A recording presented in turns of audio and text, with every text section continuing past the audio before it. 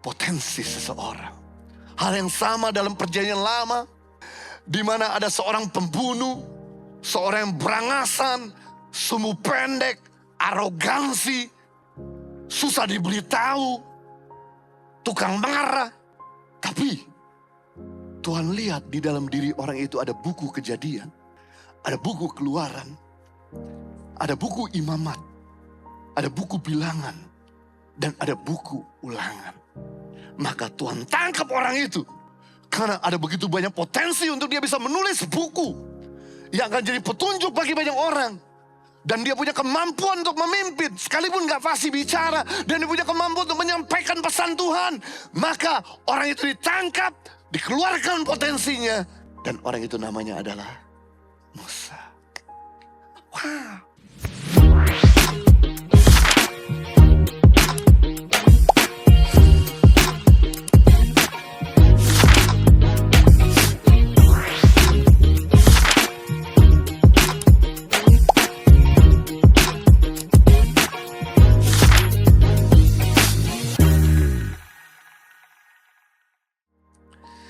Saya senang bahwa Tuhan kita, Tuhan yang melihat tampak dalam dan bukan tampak luar.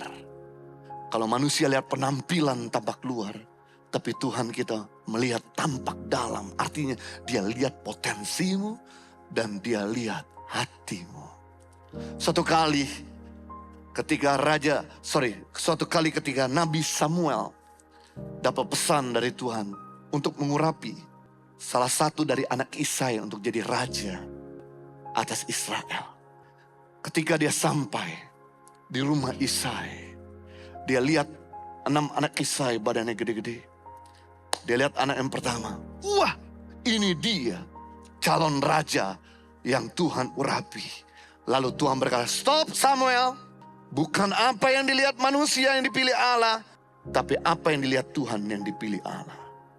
1 Samuel 16 ayat 7. Tetapi berfirmanlah Tuhan kepada Samuel, janganlah pandang parasnya atau perawakan yang tinggi, sebab aku telah menolaknya.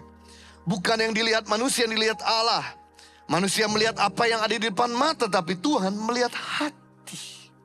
Ketika Samuel melihat kakak anak pertama daripada Isai, tinggi, ganteng, begitu dia mau urapi dengan minyak, stop. Bukan dia yang kupilih.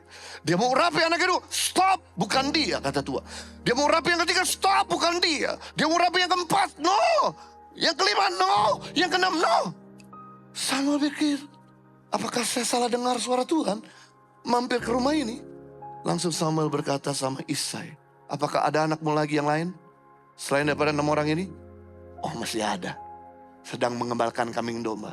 Tapi ya dia pendek, gak terlalu ganteng-ganteng banget. Bajunya sederhana sekali. Penampilannya sosu. Kata Samuel, suruh dia datang ke sini.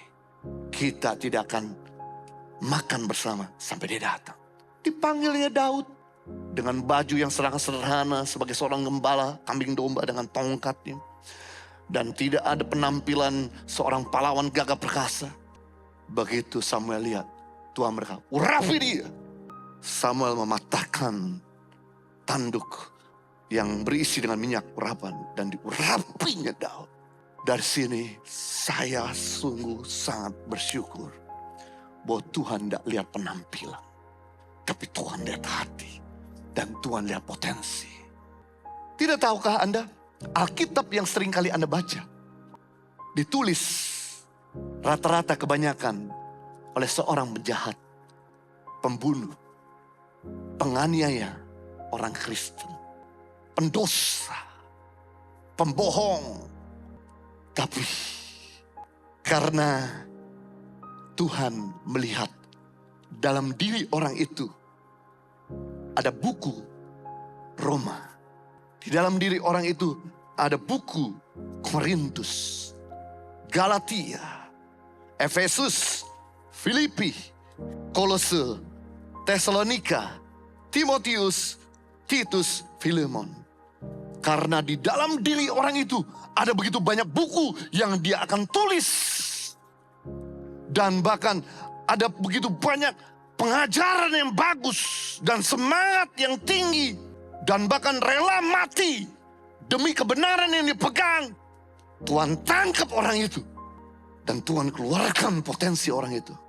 Dan tulisannya menjadi petunjuk buat kita semua sampai hari ini. Dan nama orang itu adalah Paulus.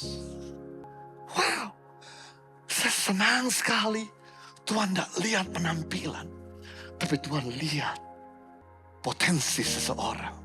Hal yang sama dalam perjanjian lama, di mana ada seorang pembunuh, seorang yang berangasan, sumbu pendek, arogansi, susah diberitahu, tukang marah. Tapi Tuhan lihat di dalam diri orang itu ada buku Kejadian, ada buku Keluaran, ada buku Imamat, ada buku Bilangan, dan ada buku Ulangan. Maka Tuhan tangkap orang itu karena ada begitu banyak potensi untuk dia bisa menulis buku yang akan jadi petunjuk bagi banyak orang. Dan dia punya kemampuan untuk memimpin, sekalipun gak fasih bicara, dan dia punya kemampuan untuk menyampaikan pesan Tuhan. Maka orang itu ditangkap, dikeluarkan potensinya, dan orang itu namanya adalah Musa. Wow.